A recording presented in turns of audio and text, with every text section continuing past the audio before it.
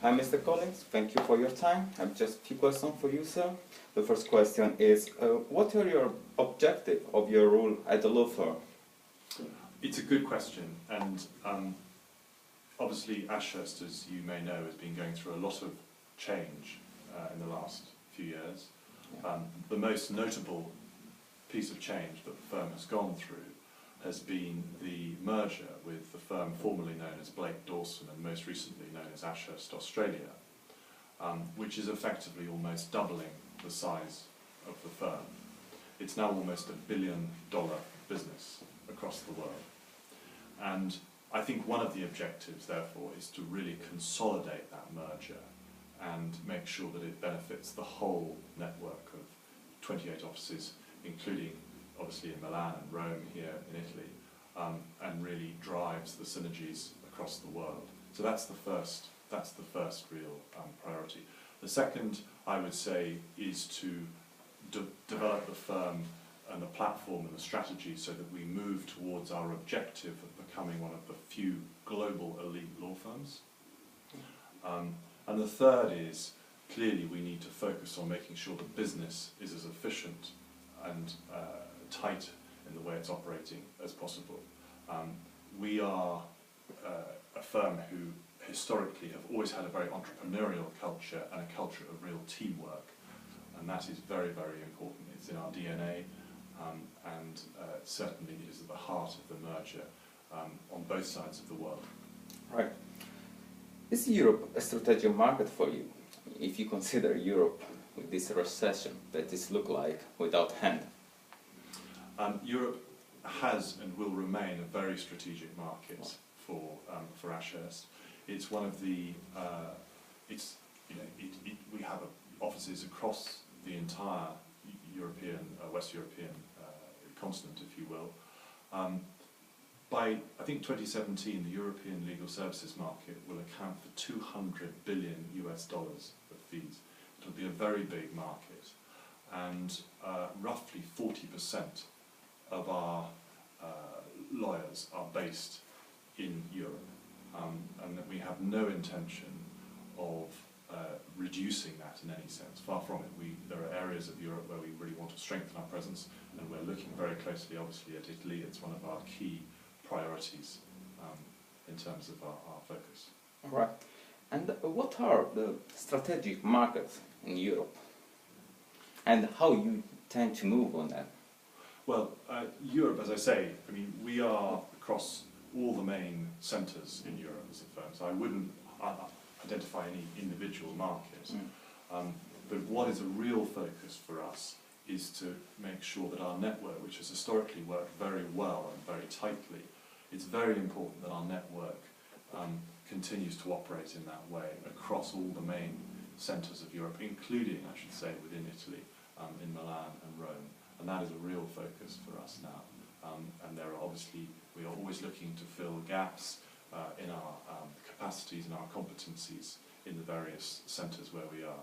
And we will follow our clients, and our clients want us to remain where we are in the main European centres, notably Milan and obviously Rome as well.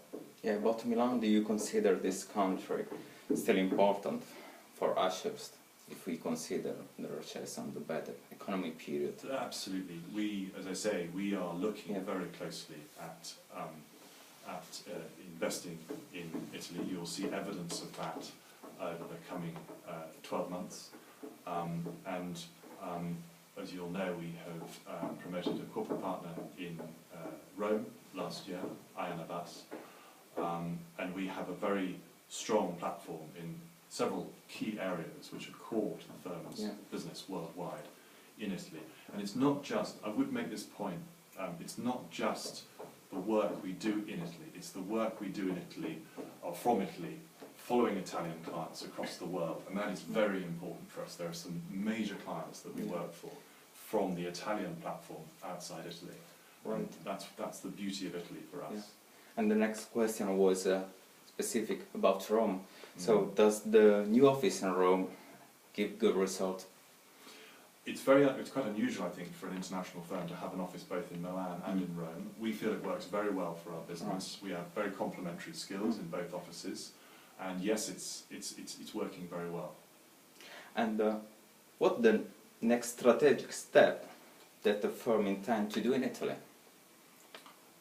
Well, in terms of our investment, as I say, there's one point which I don't want to comment on right now, but you will see over the next 12 months that there's going to be a significant piece of investment in Italy from the firm. I think it is interesting. This Friday, the merged firm is going to go live in every sense. Full financial merger across the world will start as of the 1st of November. So in many ways, this is my first visit outside London as the global managing partner of Ashurst. And the fact that I've come to Italy tells you how important we think Italy is within the core of the firm. Thank you. Well, next question is, international law firms in the last year have promoted just few partners in Italy. Yes. British law firm, for example, only 5. What's your opinion about that? Well, I think it is tough to become a partner in a law firm these days, and rightly so. You know, clients are very demanding. We need to provide an excellent service to our clients, and anywhere in the world, it is tough to be a partner in a top law firm. As I said earlier, we have promoted Ayana Bass in Rome this year as a corporate partner, and we are very proud of our partners in Rome and also obviously Milan. And they are all partners who, for us, satisfy that quality of excellence that we look for across the world.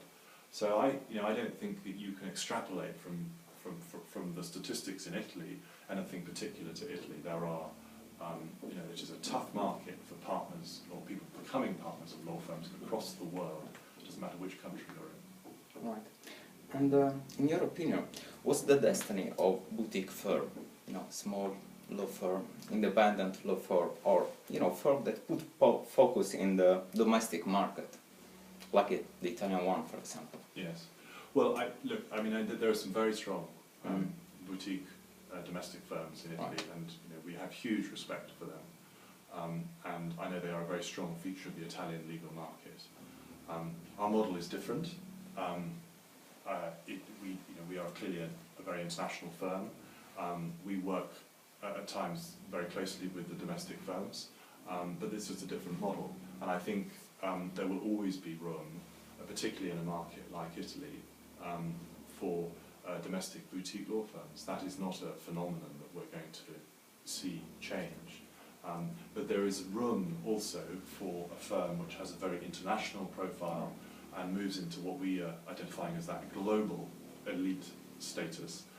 And there won't be that many of those sorts of firms, but our strategy is that we will become one of those firms. Right. Let's come back to Ashurst. Does the merger with Ashurst Australia move the center of the law firm, the center, let's say, gravity of law firm? No. I mean, it's, as I said earlier on, 40% of our lawyers remain in Europe. Right.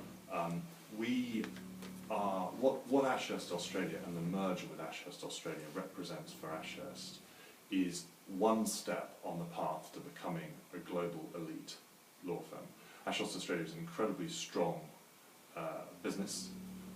We have a lot of complementary strengths between the two legacy firms, and Italy is core to that offering. We have already seen evidence of work being done out of this very office where this interview is happening in Melbourne.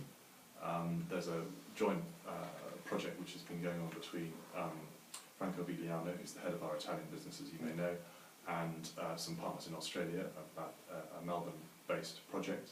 So, that is a classic example of the sort of complementary strengths, but it is not about shifting the balance of the firm. It is about becoming a global firm, but focused on that premier, that elite status, if you like, in terms of the service that we offer our clients, doing the best work for our clients around the world. Right, thank you. Last question. Do you believe in the theory of 5? I mean, 5 law firms that dominate the market of legal services, around, let's say, 5 million of profit, 5,000 lawyers and 50 offices around the world. Do you believe in that? Do I believe in that? Look, I mean, I think I don't necessarily subscribe to anything as quite as dramatic as that, as a vision. But I do think that what the legal industry will see over the coming years will be a process of consolidation. I mean, you are seeing already there has been a segmentation in the legal market. There are the more national firms and there are the more international firms. And what one will then see, and we are already seeing it, and Ashurst is evidence of that today with the merger with Ashurst Australia, is a process of consolidation. And if you wanted one example for that, in a parallel industry, which it is similar, it is not identical obviously, but it is similar, is the accountancy industry. If you look at the world's top 4 accountancy practices in terms of size, they account for roughly 25% of the worldwide audit market. You need more than 100 of the world's top law firms by size to account for 25% of the world's legal services market. So if you think that these two industries have quite strong similarities, you have an industry in the accountancy business which is very consolidated, and then you have an industry in the legal services side which is still to be consolidated. And that, I think, even if one discounts differences, there is definitely consolidation to come. And as I say, what Ashurst has done with Ashurst Australia is evidence of that, and you can see other examples elsewhere in the market. So I am sure that we will see more consolidation. But I don't necessarily think that we will move as far as the theory of 5 would suggest. Right. Who knows? Thank you. Thank you, Mr. Collis. Thank you very much. Thank you.